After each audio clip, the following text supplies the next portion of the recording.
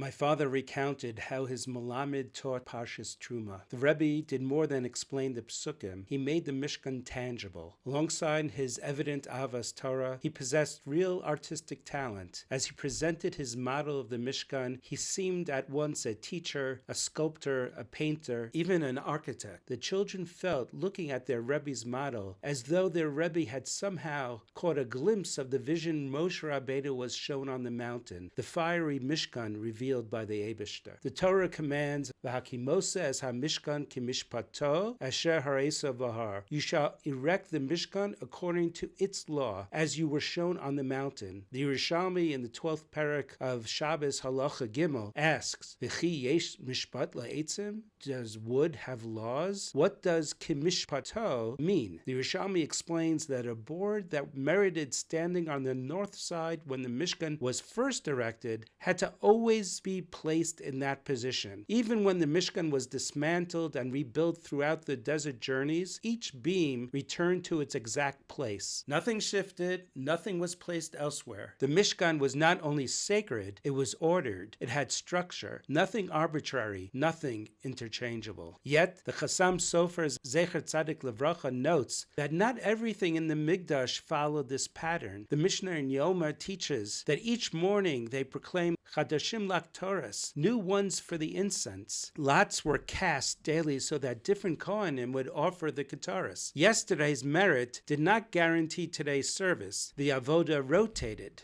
Why preserve the placement of boards so rigidly, yet insist upon renewal in the human service? The distinction becomes clear when we recognize that the Mishkan teaches two complementary truths. Structure must remain constant. Spirit must continually renew itself. The boards represent the framework of Kedusha, stable, rooted, enduring. The Avoda represents the human heart, which must not grow stale or mechanical. Stability without renewal becomes cold formality. Renewal without stability becomes chaos. The Torah demands both. Fixed beams and renewed spirit. This same principle helps us understand the words we say upon entering shul. We begin with Matovo holecha Yaakov mishkanasecha Yisrael. How beautiful are your tents, Yaakov, your dwelling places, Yisrael. It's described as ours, your tents, your dwelling places. Yet moments later we say Va'ani berov chastecha avo vesecha. Through your abundant kindness I enter your house. Now it is called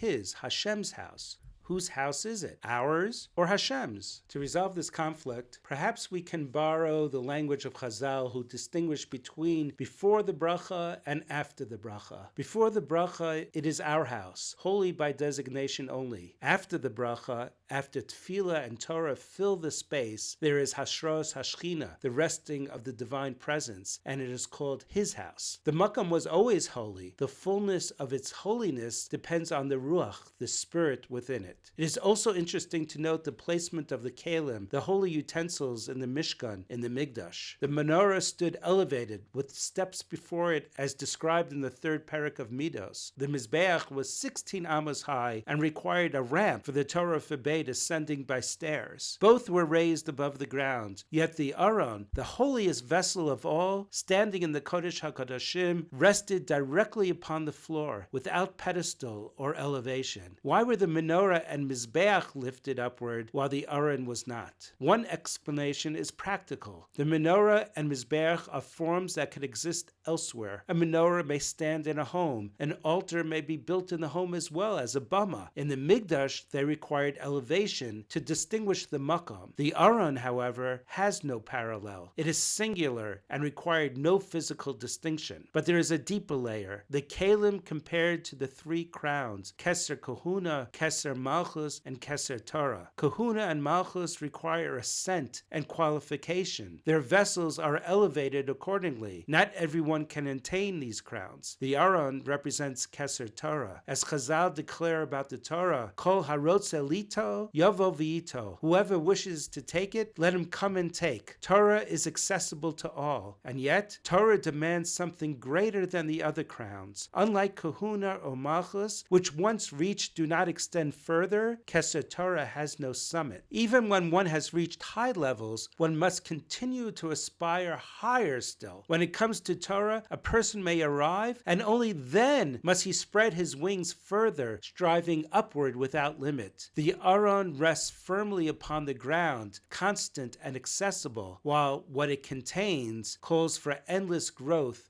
and continual hischadshus. The Torah commands, "V'nasata el ha'aron es ha'edus." You shall place the testimony in the ark. Rashi explains that the Torah itself is the edus, the testimony that the Eibishter commanded the mitzvos written within it. At first glance, this seems circular. If one believes in the Torah, he believes in its mitzvos. If he does not believe in the Torah, chas v'shalom, then the Torah's own claim cannot serve as proof. How then is the Torah testimony? The answer becomes clear when we look at Jewish history, past and present. Again and again, decrees were issued specifically to uproot Torah and mitzvos. From the days of the Chashmonaim, Rav Chanina ben Tradion, the Haruge Malchus, the Gezeres Hashmad, the Crusades, expulsions, persecutions, and massacres in every era. The goal was to extinguish Torah, and yet the Jewish people accepted suffering to preserve it. They endured exile, persecution, even death. Despite all the travails, not one letter was forgotten. Not one letter was erased. On the contrary, every generation produced new svarim, new explanations, new depth on every letter and every tag, every crown of the Torah. It is related that the longest Tosfos and Perek Meruba in Baba Kama was written in captivity on the eve of martyrdom for Kiddush Hashem. The Torah wandered through exile across continents and arrived intact in America and Eretz Yisrael, complete, undiminished. That is the testimony. A people does not preserve every letter through fire and sword unless it knows that those letters are eternal. The endurance of the Torah is in itself the living edus that Torah is eternal, that the Jewish nation is eternal. That continuity fulfills the promise, Ki lo sishachach mipi zaro, for it shall not be forgotten from the mouth of his offspring. The structure endured. The spirit renewed itself. The covenant deepened. Parshas Terumah teaches us that spiritual life demands both constancy and renewal. Remain anchored like the boards of the Mishkan, yet renew your avoda like the Kohanim of the Ketores. Seek stability in place, but growth in spirit. For when we build our inner Mishkan with permanence and renewal, the Shekhinah dwells among us. Shabbat Shalom.